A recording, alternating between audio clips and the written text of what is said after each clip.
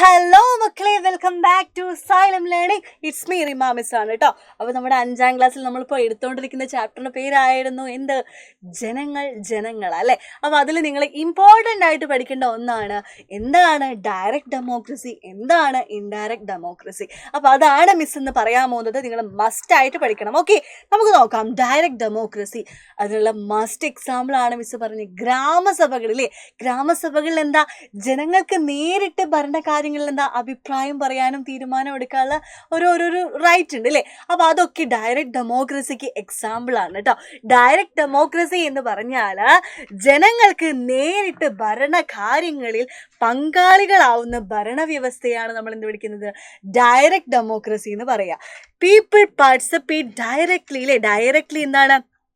പീപ്പിൾസിന് എന്താണ് അഡ്മിനിസ്ട്രേറ്റീവ് അഫയേഴ്സിൽ, അതായത് ഭരണകാര്യങ്ങളിൽ എന്താണ് ഡയറക്റ്റ് ആയിട്ട് പാർട്ടിസിപ്പേറ്റ് ചെയ്യാം, പങ്കാളികളാവാം. അതായത് എന്താ, നമ്മുടെ ഗ്രാമസഭയിൽ വാർഡ് എന്താ, നമുക്ക് നമ്മുടെ അഭിപ്രായങ്ങൾ, ജനങ്ങൾക്ക് അവരുടെ അഭിപ്രായങ്ങൾ അങ്ങോട്ട് പറയാം അല്ലേ. അപ്പോൾ ഭരണകാര്യങ്ങളിൽ നമുക്ക് ഇടപെടാൻ പറ്റും. അത്തരത്തിലുള്ള ഡെമോക്രസിയാണ് എന്ത്? ഡയറക്റ്റ് ഡെമോക്രസി എന്ന് പറഞ്ഞാൽ. It is usually possible in areas with relatively less population. ഇത് കുറച്ച് ജനസംഖ്യയുള്ള ഏരിയസിലൊക്കെയാണ് നമ്മുടെ ഈ വാർഡ് സഭയും ഗ്രാമസഭയ്ക്ക് നടത്താറുള്ളത്.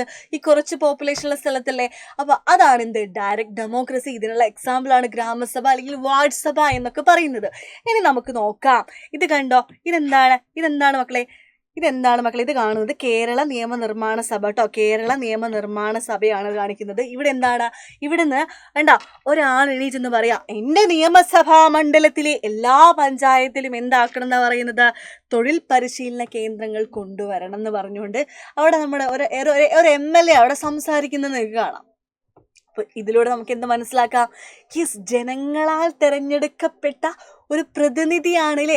പ്രതിനിധിയാണ് അവിടെ സംസാരിക്കുന്നത്. ജനങ്ങൾക്ക് വേണ്ടിയിട്ട് അവിടെ നമ്മൾ ചൂസ് ചെയ്ത്, നമ്മൾ വോട്ട് ചെയ്ത് വിജയിപ്പിച്ച പ്രതിനിധിയാണ് അവിടെ സംസാരിക്കുന്നത് അല്ലേ. അപ്പോൾ നമുക്ക് നോക്കിക്കോ. നമ്മുടെ കേരള നിയമനിർമ്മാണ സഭയാണ് ഇവിടെ കാണുന്നത്. While the people are directly involve in Gramasabha. നമ്മുടെ ഡയറക്റ്റിൻ്റെയാണ് പറയുന്നത്. ഗ്രാമസഭയിൽ നമുക്ക് എന്താ, ജനങ്ങൾക്ക് നേരിട്ട് എന്താണ് പങ്കെടുക്കാമായിരുന്നു.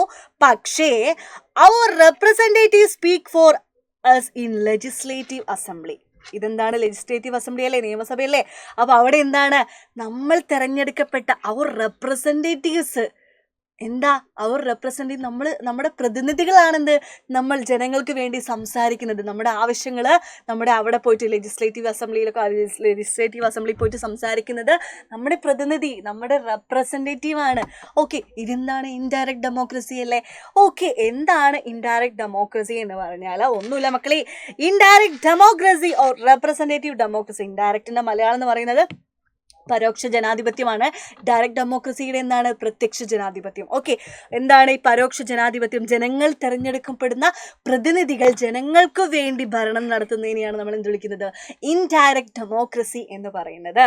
Indirect democracy is representative democracy എന്ന് പറയുന്നത് it is a form democracy in which representative who are elected by the people. അതായത് ആരാണോ ജനങ്ങളാൽ ജയിച്ചിട്ട് വന്നത് അല്ലേ, വോട്ട് ചെയ്ത് വിജയിപ്പിച്ചത് ആരാണോ, ആ റെപ്രസെൻറ്റേറ്റീവ്സ് എന്താണ്, ജനങ്ങൾക്ക് വേണ്ടിയിട്ട് ഭരണം നടത്തുന്നതിനെയാണ് നമ്മൾ എന്ത് വിളിക്കുന്നത്? ഇൻഡയറക്റ്റ് ഡെമോക്രസി എന്ന് പറയുന്നത്. ഇത് സാധാരണ എവിടെയാണ് നടക്കാറുള്ളത്? യെസ്, ജനസംഖ്യയും ഭൂവിസ്തൃതിയൊക്കെ കൂടുതലുള്ള രാജ്യങ്ങളിലാണ് ഇൻഡയറക്റ്റ് ഡെമോക്രസി നടക്കുന്നത്. ഇതിന് എക്സാമ്പിളാണ് മക്കളെ, നമ്മുടെ നിയമസഭ കേട്ടോ, ലെജിസ്ലേറ്റീവ് അസംബ്ലിയൊക്കെ ഇതിന് എക്സാമ്പിളാണ്. ഡയറക്റ്റ് ഡെമോക്രസിക്ക് എക്സാമ്പിൾ ഏതാ? ഗ്രാമസഭ. ഓക്കെ അല്ലേ. അപ്പോൾ ഡയറക്റ്റ് ഡെമോക്രസിയും ഇൻഡയറക്റ്റ് ഡെമോക്രസിയും നിങ്ങൾ മസ്റ്റായിട്ട് അറിഞ്ഞിരിക്കണം, പഠിക്കാതെ പോകരുത്.